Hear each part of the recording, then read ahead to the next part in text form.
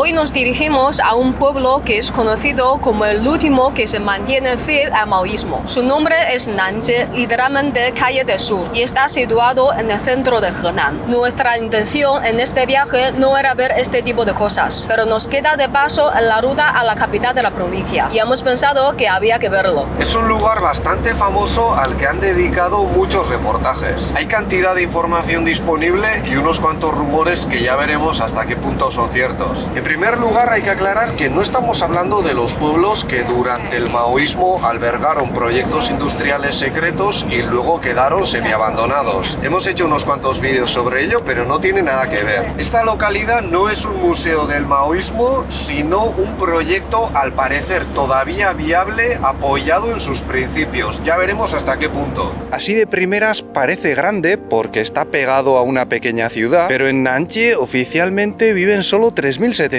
personas. Ahora bien, aquí trabaja mucha más gente porque, como podéis apreciar, hay bien de industria. El agente económico principal es el grupo Nanjie, dentro del cual hay 28 empresas. Entre ellas las hay de alimentos y bebidas, con una muy famosa de fideos instantáneos, cuentan con un molino para producir harina, una cervecería, una planta farmacéutica, otra de envases, de tintas, una granja, un parque científico y tecnológico agrícola y hasta una empresa sino extranjera, entre otras. En total son unos 11.000 empleados, incluyendo 1.600 ingenieros y técnicos. Vamos, que quienes trabajan aquí superan con creces a los residentes. De entrada parece un dato económico positivo. Además, ahora ha pasado a ser un destino del llamado turismo rojo y por lo visto cada año atraen a casi 500.000 de visitantes. En parte porque es una atracción de 4 As, el máximo son 5, no está nada mal. Todo esto comenzó en 1979, cuando empezaron a asomar las reformas económicas y de apertura. Entonces esta localidad era conocida por sus dificultades económicas, hasta que su líder, Wang Hongbin, buscando sacarla de esa situación, fue a otro condado a ver cómo se las habían apañado para generar algo de industria. Ellos solo contaban con lo que les podía dar la tierra, así que optaron por crear un molino y una fábrica de ladrillos. Parece que Wang Hongbin se movió mucho para buscar clientes de otras zonas, incluida la capital, Pekín. Tanto el molino como la fábrica eran de propiedad colectiva, igual que los terrenos de cultivo. Pero a comienzos de los 80 se pasó a privatizar su explotación. Aclaración importante, la privatización no significó que las tierras pasasen a manos privadas. Siguieron siendo colectivas, pero los campesinos podían trabajarlas más a su gusto y vender la cosecha a quien quisiesen. Yo creo que ese tipo de privatización seguiría siendo calificada como comunismo en muchos países occidentales. Ahora bien, si preguntas a la gente del campo, como al tío de Lele, de quién son esos terrenos, te dirá que suyos, en parte porque sus descendientes los pueden heredar. En cualquier caso, los líderes de esta localidad se quejaron de que el cambio no era beneficioso. Al menos en su caso no aumentaba la producción, pero sí los delitos y conflictos. Esto puede sonar como una inventada de Wang Hongbin y los suyos, pero lo cierto es que los campesinos no se enriquecieron con las reformas de los años 80. Tenían más flexibilidad a la hora de explotar las tierras, pero pasaron a ganar mucho menos que en las ciudades, y la desigualdad siguió acentuándose hasta hace no muchos años. Ahora el índice de Gini indica una mejora, pero el problema sigue ahí. Esto es chocolate de producción local, pero lo más famoso son los fideos. Esta marca es conocida en todo el país, aunque yo no sabía que se hacía aquí. Además, con el hundimiento de muchas empresas estatales, cantidad de trabajadores de zonas rurales y de pequeñas ciudades se quedaron sin empleo, lo que contribuyó a un aumento de la criminalidad. De esos años viene la costumbre ya un tanto desfasada de poner barrotes en las ventanas. Mucha gente nos lo pregunta, pues ahí tenéis la explicación. Total, que los de este pueblo dijeron: pasamos de lo que hagan en el resto del país, nosotros vamos a seguir trabajando al estilo colectivo. Y esa decisión, al menos aquí en esta zona rural y previamente muy humilde, no impidió el desarrollo económico, sino que ocurrió más bien lo contrario. De hecho, empezó a haber ingresos como para ofrecer de forma gratuita y a todos los vecinos electricidad, agua, comida comida, educación, vivienda y sanidad, entre otras cosas. Al ver que la cosa funcionaba, les permitieron seguir en ese plan y en los años 90 se convirtieron en un caso cada vez más estudiado. Hoy en día los residentes del pueblo siguen teniendo todo lo fundamental gratis, incluida la vivienda. Cuando se casan les asignan una y además reciben un salario. Hay gente en China comentando que ganan unos $30 al mes, pero ese es un dato de hace décadas. Sabemos que el salario es menor que en muchas empresas privadas.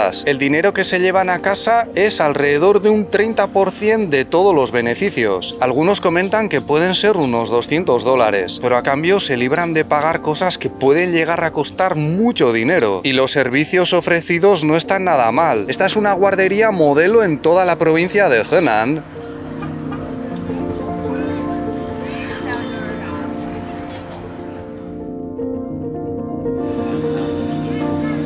Hace un tiempo se comentó que este pueblo estaba en bancarrota y lo cierto es que en sus más de 40 años ha tenido altibajos. Entre 1984 y 1990 se colectivizaron 1,3 kilómetros cuadrados, la mayoría de su superficie, en los que se construyeron plantas para procesar harina y hacer galletas, pasteles, fideos y demás. Entonces había mucha demanda de ese tipo de productos y les fue muy bien, hasta el punto de que en 1991 se convirtieron en el primer pueblo de todo Henan en alcanzar los 100 millones de yuanes en Producto Interior Bruto. Esos son unos 14 millones de dólares, pero en aquellos tiempos era un dineral tremendo. Buenas chicos, yo soy Santiago, Javi me ha dejado participar aquí en su canal, un pequeño spot, y estoy haciendo Kung Fu por 4 meses aquí en China y aprovecho un mes de break que tengo entre medio para visitar sitios como este.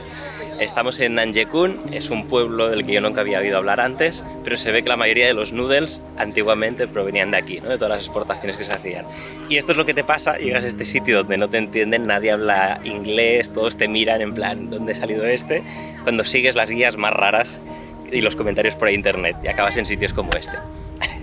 La cosa fue genial hasta 1998, cuando comenzó un declive que duraría 6 años. Para 2004 muchas líneas de producción habían cerrado y algunas ni siquiera podían pagar a los empleados. Los bancos les fueron cerrando el grifo, ya no les querían prestar dinero para sus proyectos, hasta que el gobierno de Luohe, la prefectura de la que forma parte, inyectó unos 4 millones de dólares para darle un impulso a través del turismo. Y en parte gracias a ello, entre 2008 y 2012, esta localidad tuvo un resurgimiento económico. En 2011 alcanzaron ingresos de 1.650 millones de yuanes, alrededor de 230 millones de dólares, superando todos sus récords. Hoy en día parece que la cosa no va mal. La empresa líder en alimentos preparados tiene 42 líneas para la producción de fideos instantáneos y cada día salen 400 toneladas. Es una barbaridad y una parte se exporta a países vecinos. Vamos, si marcas tan famosas como la que hemos mostrado antes quebrasen, sería una mala señal no solo para esta localidad, sino también para buena parte de China. Se puede visitar una de las líneas de fideos instantáneos, pero hoy no está en marcha por el Festival de Medio Otoño. Wang Hongbin y los líderes de este proyecto tenían una filosofía bastante curiosa. Decían que, sobre todo ellos, los responsables, tenían que trabajar como si fuesen tontos, pero creo que se referían a hacerlo sin intereses ocultos y con un altruismo que a veces no sé por qué asociamos a la gente no muy inteligente. Ya sabéis eso que solemos decir, que si te pasas de bueno al final igual eres un poco tonto. La cosa es que la historia aquella de los $30 al mes de salario sí que fue cierta para ellos. En comparación con los jefes o dueños de las empresas privadas, los líderes aquí ganaban muy poco. Esta es una marca de productos halal. Elaboran alimentos de acuerdo con la tradición islámica. Es que en Nanjie también hay población de la minoría Hui de herencia musulmana. Aquí hacen salsa al estilo tradicional, sin aditivos. Los únicos ingredientes empleados son soja, sal y agua. Por lo que nos han contado, la mayoría de los trabajadores residentes ya se han jubilado. Disponen de centros para los mayores y asistencia sanitaria gratis. Y los que están en edad de trabajar suelen ser encargados o tienen algún puesto de responsabilidad. Es decir, vivir aquí también ofrece ciertas recompensas en términos de poder. Los ingresos de Nanjie son muy importantes para el conjunto del condado, que tiene más o menos 600.000 habitantes. habitantes. En sus mejores momentos llegaron a suponer un tercio del total. O sea, una localidad de menos de 4.000 personas estaba manteniendo a muchísimas más. Es lógico que a cambio gozasen de algunas ventajas. Ya hemos visto que aquí gran parte de la actividad económica y de los servicios están colectivizados. Pero eso no significa que en el resto de China todo sea privado. El país tiene oficialmente una economía de mercado orientada al socialismo y los sectores clave están en manos del Estado. Dentro y fuera de este pueblo, la banca, la energía o las telecomunicaciones están bajo el control del Estado y sus empresas producen desde coches eléctricos hasta chips. La mayor diferencia que veo yo, y no es poca cosa, es que aquí la vivienda es gratis. Esto supone una ventaja tremenda para cualquier trabajador. Pero en el resto del país todavía hay empresas públicas y privadas que ofrecen un apartamento a sus empleados. Sin embargo, aquí es la norma. Además, en Nanjing no hay copago a la hora de acceder a la sanidad o la educación, son totalmente gratis. Y si eres residente y te quieres ir a otra localidad para estudiar en la universidad, también te lo pagan. Ahora bien, en 2004, después de pasar por su peor momento, la empresa dejó de ser colectiva en el sentido maoísta y pasó a ser una especie de cooperativa en la que el conjunto de los trabajadores son sus propietarios. O sea, no sé si se puede considerar maoísta, eso seguramente se destacó tras las campañas de turismo rojo. De hecho, las fotos de los máximos representantes del marxismo-leninismo son de entonces, pero en lo fundamental se puede decir que se mantienen fieles a su colectivismo. Los bloques de apartamentos de los trabajadores son de los 90. No tienen un aspecto a la última, pero nosotros hemos vivido en lugares más precarios. Hay 22 edificios para más o menos 800 familias y en los aparcamientos se ve de todo, desde coches pequeñitos hasta modelos que cuestan bastante dinero. Los vecinos nos cuentan que aparte del salario también les meten dinero en una tarjeta para comprar en el supermercado. Pero en el supermercado de aquí, claro. Si trabajas en las fábricas pero no vives aquí y no disfrutas de todos esos beneficios, te pagan bastante más. Antes os hemos contado que Wang Hongbing tuvo mucho que ver en el éxito económico de este pueblo, pero también cometió algunos errores graves. En 2003, con la crisis encima, se empeñó en que había que invertir varios millones de dólares en construir una máquina de movimiento perpetuo, algo imposible de realizar. Muchos se opusieron a él, fue ridiculizado y al final admitió su error. Pero en su defensa hay que decir que en China aquellos años fueron muy locos en cuanto a pseudociencias, sectas y demás. El país estaba cambiando muy rápido, algunos pasaron de ser muy pobres a no saber qué hacer con tanto dinero y todo parecía posible. Eso es todo por hoy. Si este vídeo os ha parecido interesante, podéis darle un me gusta, suscribiros o ayudarnos con Patreon, donde tenéis más contenido,